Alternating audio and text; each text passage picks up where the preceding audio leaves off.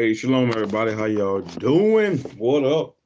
What up? Welcome back to the next episode of Reading with SHILO. What's up, baby? I'm SHILO.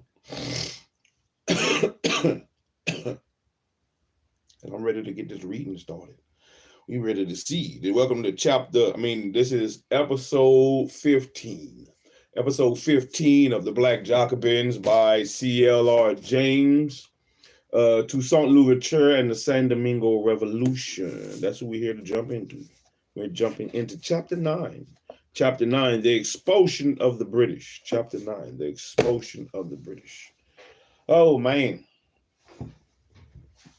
Shalom. What's up? How y'all doing? Welcome back. Welcome back, everybody. Welcome back. Welcome back.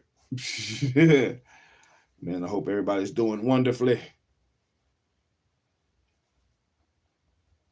Hope everybody's doing wonderfully. It's time to get going, man. We got some shit to do. Let's read. I'll read. I'll read. Oh, I'm tired. I'm tired, man. But, hey, I got enough oomph to read. I got to take off all these shirts. Let's go. Got enough oomph to read.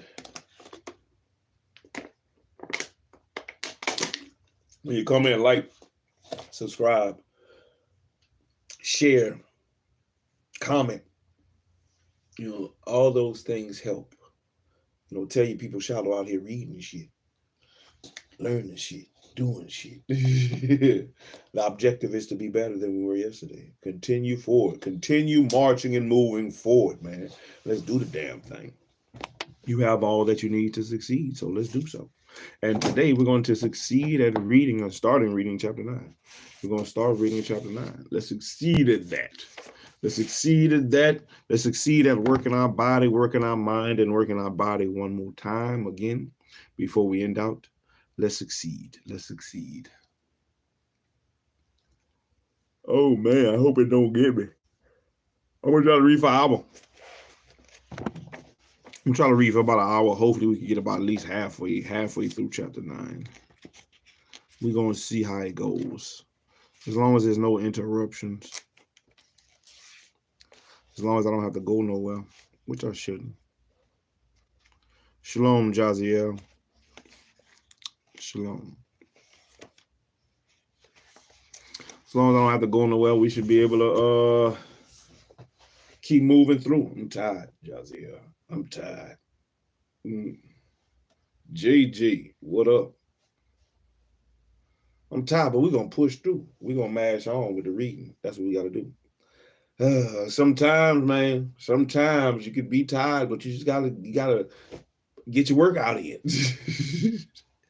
And it's time to work our mind, baby. It's time to work our mind. Could it? What's up? Cuddly, my bad. Cuddly, what's up? Shalom, everybody. Welcome to Reading with SHILO. It's episode 15. Episode 15, we are going to embark on the voyage of chapter 9 in the sea of pages laid to us by Mr. C.L.R. James, the Black Jacobins, Toussaint Louverture and the San Domingo Revolution. We are going to start off chapter 9 tonight. We only get about halfway through. Thank y'all for letting me know the chat work. Oh, shit. Already. Appreciate it. So we got a habit to keep going with, man. The habit and the, let's go. Yeah, before that sleep monster get on me and try to wear me down. Because that's what it's doing. The sleep monster trying to wear me down, baby. Go to sleep. But I gotta fight him. Uppercut. Get off me, monster.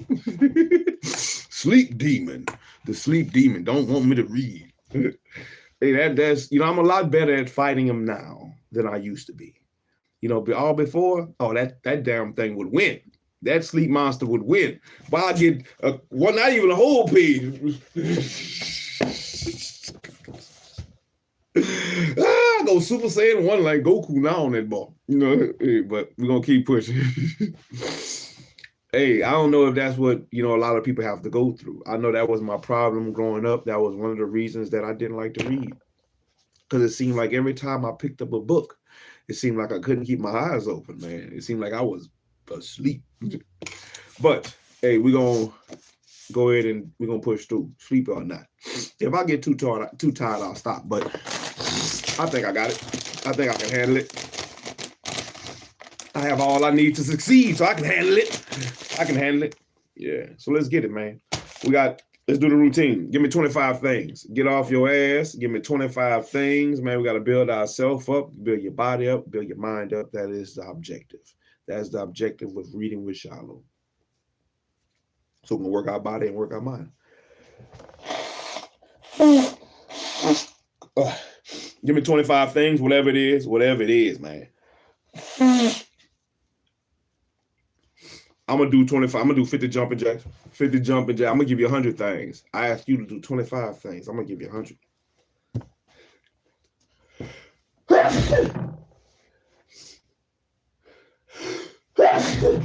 Damn.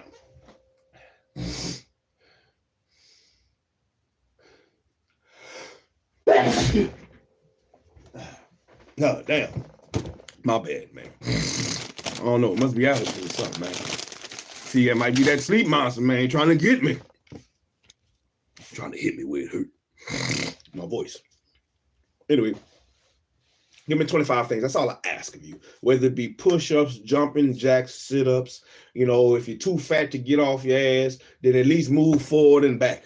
Move forward and back. Do it 25 times. Move side to side. 25. Touch your toes. Touch your toes. Touch it 25 times. Do something. Let's do something. You have to make a move. What's up? Can you give me some spoon, please, sir? All right.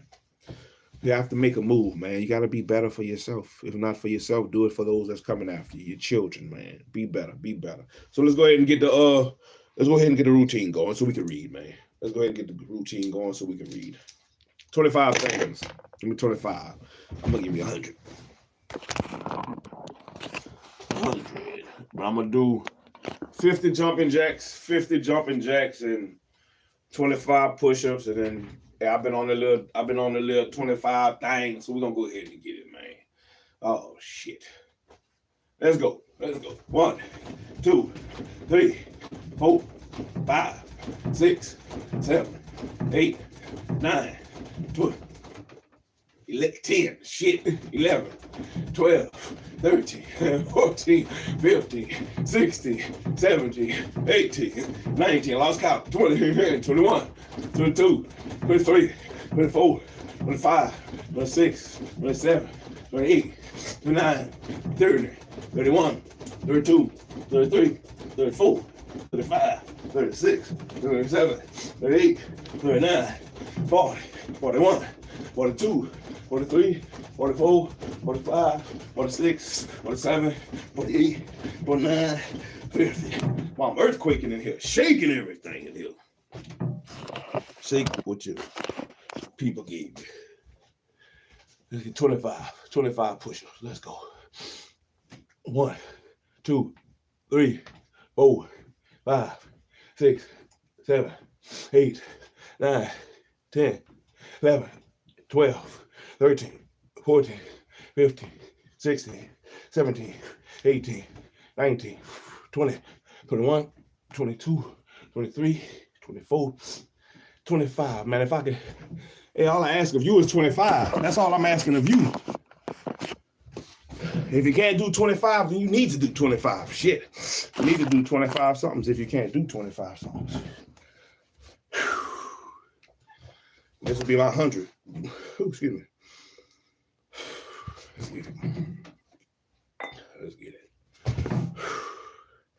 1, 2, 3, 4, 5, 6, 7, 8, 9, 10, 11, 12, 13, 14, 15, 16, 17, 18, 19, 20, 21, 22, 23, 24, 25 of them boys.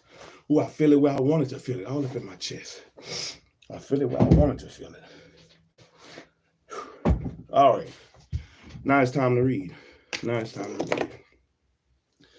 We done worked our body. Let's work our mind now. Let's work our mind. Whew. 100 things definitely feel better. That 25 for sure at first wasn't doing nothing, but you got to start off somewhere. I started off at 25. Then I moved up to 50 things for y'all. And now I'm up to 100 things. What you doing? Where y'all at? What you got? Do something. All right. In the last chapter, in chapter 8, after the abolishment of slavery by France, the white slave owners were trying to take back power again, or trying to figure out a way to get back in power. Toussaint and Sandanax was having some issues, and they sent Sandanax back to France. And then Toussaint continued to hold power, but people were still trying to come against Toussaint. So let's see what chapter 9 holds now. The expulsion of the British. That's the British was in San Domingo, the French was in San Domingo, the Spanish was in San Domingo. All three of them were infighting. It was negotiations going on back and forth from everybody. Money was being thrown here and there, especially by the British. They was throwing money to try to get the mulattoes and to get the blacks and even Toussaint and them to come to their side. But Toussaint stood firm. So the Black Jacobins, Toussaint Louverture and the San Domingo Revolution by C.L.R. James. This is chapter 9. The expulsion of the British. Whew. Toussaint sent a white man, Colonel Vincent, an officer of engineers and a close friend, to the Directory to explain his action against Sandanax. Regard congratulated Toussaint on the expulsion of Sandanax, and Toussaint, in undisputed command, prepared to sweep the British completely off of San Domingo. Now Pitt and Dundas, for years, hung grimly on their hope of getting the island. And on November 1795, in an attempt most probably to win regard, Dundas authorized Forbes to grant the same privileges to mulattoes as to the whites. But he still forbade the promise of freedom to the Negro troops, and that would have been selling the horse to preserve the stable. But the attempt to win regard failed. And on February 18, 1796, Dundas addressed the House of the Commons, and he was speaking in opposition to a motion for the abolition of slavery and the slave trade. In principle, Dundas agreed with the movers of the motion, and this agreement in principle was routine, but continues Dundas. And with those who argued on the general principle of the slave trade as inexpedient, impolitic, and incompatible with the justice and humanity of the British Constitution, he had always and must still agree. He opposed it because he thought where it agreed to be by the House, it would endanger the peace of the country, and such a resolution, if passed into a law in the present distracted state of the colonies, would throw them entirely into the power of the enemy. The foolish Barnave had not learnt to argue that slavery was maintained for the benefit of the slaves, and Dundas went even further. The war in the West Indies on the part of this country was not a war for riches or local aggrandizement, but a war for security. But the drain of men and money was too great, and by the end of 1796, after 3 years of war, the British had lost in the West Indies 80,000 soldiers, including 40,000 actually dead, and the latter number exceeding the total losses of Wellington's army from death, discharges, desertion, and all causes from the beginning to the end of the Peninsular War. The cost in San Domingo alone had been 300,000 livres in 1794 and 800,000 livres in 1795 to 2,600,000 in 1796, and in January of 1797 alone, it was more than 700,000. It was bigger in 1796. And early in 1797, the British government decided to withdraw and maintain control only of Molay, St. Nicholas, and the island of Tortuga. Now, Toussaint did not know this, however, and he and Regard, close allies since the expulsion of Santanax, organized the final campaign, and in January of 1798, he was ready for the decisive attack on Maribelis, with Biavas, Regard, and La Plume were to attack at different points in the south to prevent the concentration of the British forces. Now, Toussaint, wishing to win back for the colony those white and mulatto proprietors who were living in territory controlled by the English, rigorously forbade all pillage and destruction by his own soldiers, and addressed to the traitors a series of proclamations promising them forgiveness and full rights as French citizens if they would be faithful to the Republic. Always a firm adherent of the rules of civilized warfare, he found it necessary to rebuke General John White for the barbarities of the troops under his command. I feel that though I am a Negro, though I have not received as fine an education as you and the officers of His Britannic Majesty, I say that such infamy on my part would reflect on my country and tarnish its glory. Combining military superiority with propaganda, Toussaint won several victories in 7 days, and Matlin saw that the game was up and asked Toussaint for a truce. He would evacuate the West Province completely in return for the protection of the lives and property of the inhabitants under British rule. That was exactly what Toussaint wanted, and negotiations were already taking place when Toussaint learned that General Hedouville, Hedouville, but it has an asterisk. What is it? An asterisk over the E. Hedouville. General Hedouville had arrived in Spanish San Domingo, appointed sole agent for the colony by the Directory.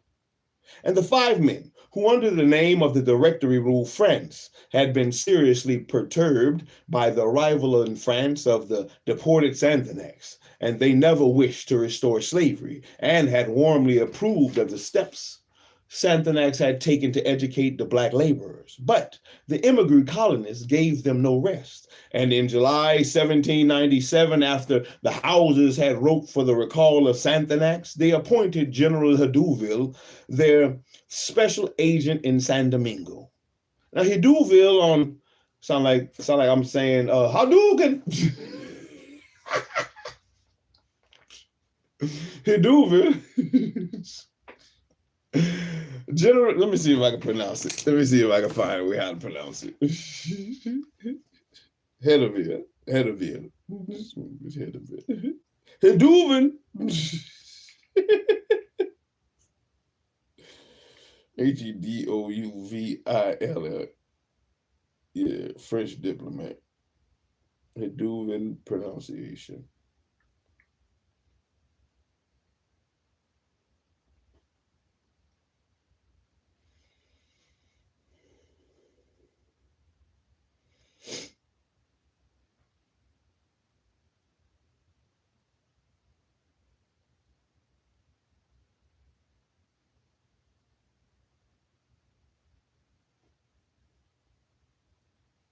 Gabriel de Hédouville. Hédouville. I was close. Hédouville. I was close. Gabriel de Hédouville. Hédouville. Hédouville.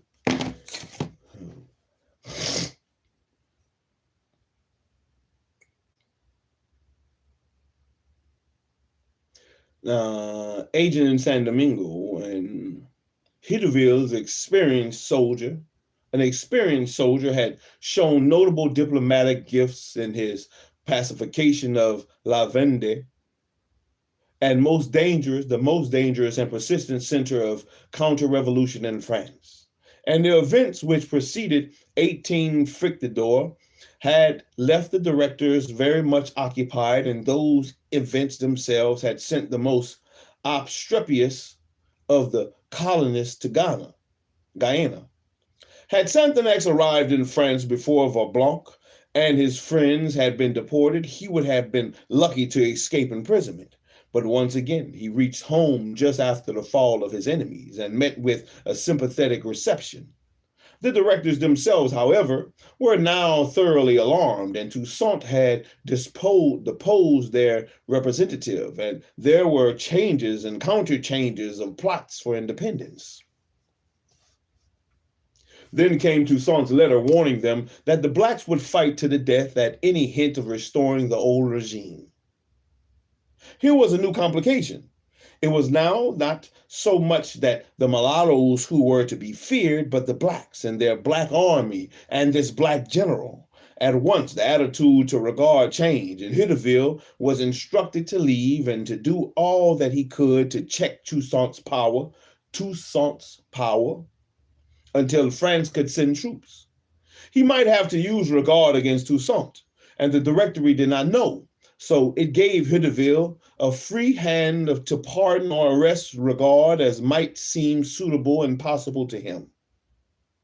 The Directory pretended willing to accept Toussaint's deportation of Santenax and maintained good relations with him. And yes, so doubtful was Hitteville of the reception he would get from Toussaint that he landed at San Domingo, the headquarters of Rome. And he arrived late in April, just in time to hear of the further success of the irresistible Negro. Let's see what it is.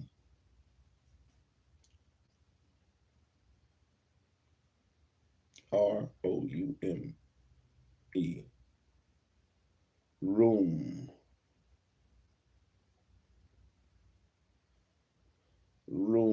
pronunciation.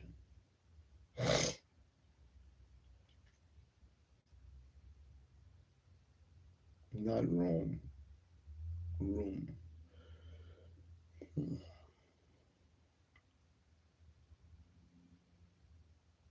Yeah, it's a U. Room. All is correct. Room. Hitteville had gathered from all sources information about the men he was going to meet, and particularly about Toussaint. And nobody left him in any doubt about the kind